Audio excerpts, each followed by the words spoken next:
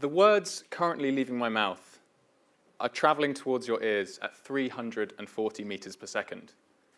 But the light reflecting from my lips will reach your eyes 900,000 times faster. Now, our nervous systems can carry information such as touch and pressure at just 100 meters per second, which means if I do this, everyone here will have seen my hands together before I've felt them touch each other. And in fact, by the time I've heard myself clap, my sense of touch has barely even reached as far as my elbow. The truth is, all of our senses are inherently out of sync. And yet everyone here just perfectly perceived, just perfectly constructed the illusion that some guy just clapped on a stage on his own. And it might not have looked like much, but that is amazing. Our brains have this incredible ability to collect disparate fragments of sensory information and merge them into this continuous and unified perception. So what does this mean for design? What does this mean for people who create audible and visual and tangible media? Whilst the science of synchronicity perception are still relatively young, research has revealed 3 primary factors or constraints which affect our brain's ability to merge its senses in this way. The first is temporal synchrony. If all of our senses are arriving at slightly different times, then there must be some soft threshold of time where the illusion of synchrony is maintained. The further apart our senses are from each other in time, the more likely the illusion will break down into its component parts. I'm sure some of us will have seen an old film or video where the soundtrack goes out of sync with the image. And the result is unwatchable because the illusion that there's someone speaking on a 2D image breaks apart into what we perceive as a silent moving image and a disconnected, disembodied voice. Musicians are particularly sensitive to this latency and have been shown to be unable to perform if there is a gap of longer than 24 milliseconds between striking a note on an instrument and hearing the resulting sound. The next constraint is spatial coherence. We have a refined spatial awareness across all our different senses, and we're used to hearing sounds come from where they visually originate. If, when I had clapped at the start, you had heard the sound come from behind you, then your brain would have had a difficult time in reconciling this contradictory information into a single event. Our bodies and minds have evolved to make sense of the physical world around us. From the moment we're born, we interact with the world that, thanks to physics, behaves in a fairly consistent way when we prod it and put it in our mouths and stub our toes on it. We build complex networks of associations and expectations of how the world behaves, what it looks like, what it sounds like, and what it feels like at every moment.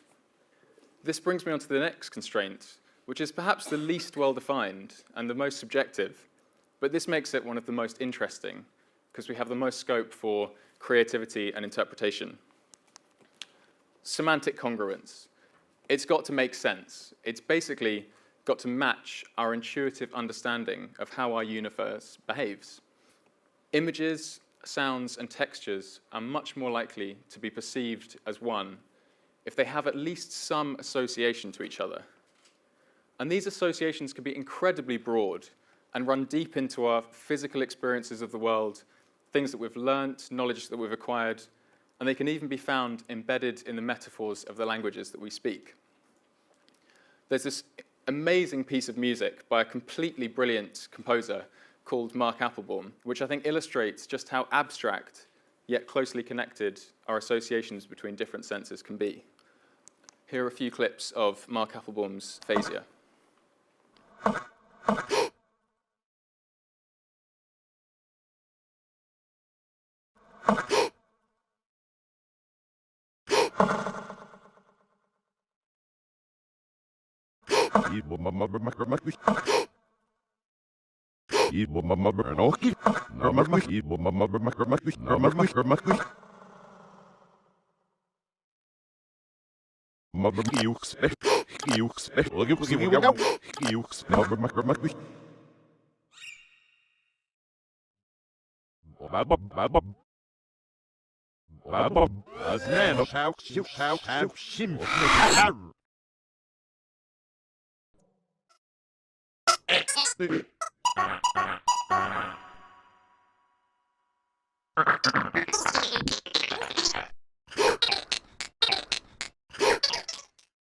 So this piece presents 9 minutes of that, of sounds electronically engineered and distorted beyond anything we recognize in nature.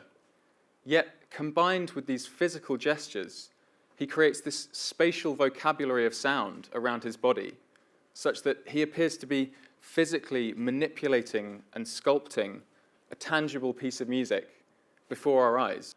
These hollow, dense knocks to the chest, which he then opens out to create a space for them to reverberate and echo around in.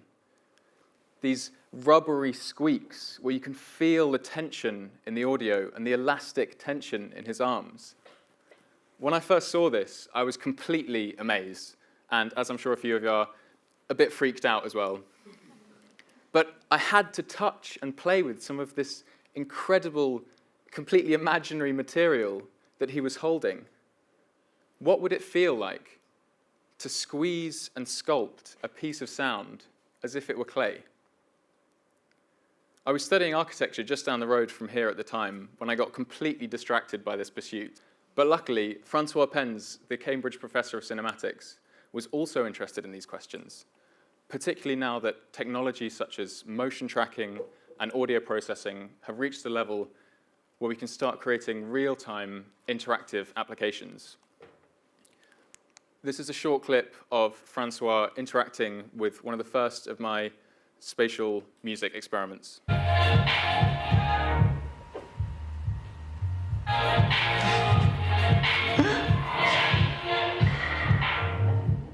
This experiment just explores one association we have of how sound behaves in space.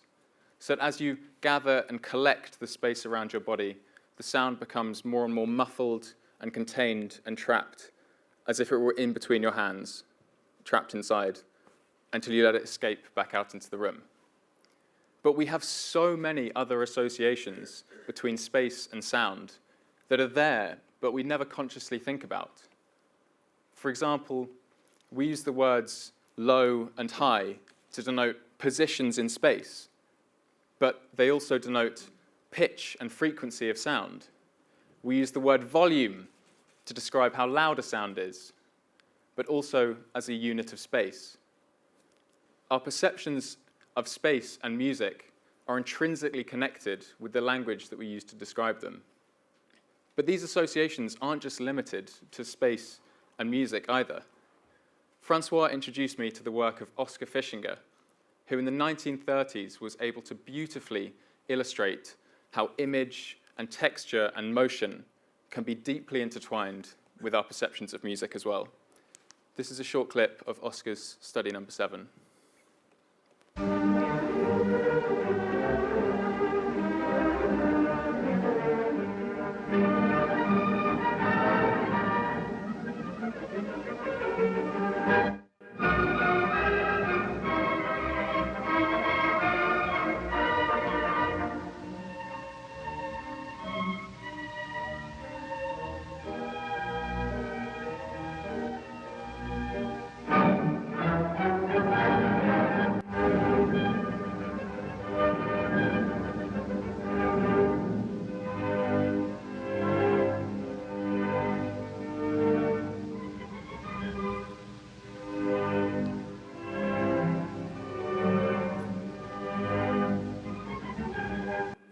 When I first saw these beautiful synesthetic representations of music, meticulously crafted with just a stick of charcoal and some paper, I had to know if, with more modern charcoal technology, I could create a system which would allow me to play these animations as if they were a real instrument. I found this wonderful acoustic timbre instrument, which happened to be a table, and by connecting contact microphones to the surface, I could analyze the sound and vibrations generated from every thump, knock, tap, and scratch to find out, one, how the table had been interacted with, what physical gesture had caused these vibrations. This was to keep a layer of semantic congruence. 2, find out where the table had been interacted with. Using the same methods that the RAF used in World War I to locate enemy planes just from the sound of their engines, well, in this case, the sky was made of wood and the planes were my hands, we could locate where these taps had taken place just from the sound generated from them. This was to create a layer of spatial coherence. And 3, combine these two pieces of information to generate associative and relevant animations and sounds, all within the 24 millisecond threshold of temporal synchronicity. And this is what happened.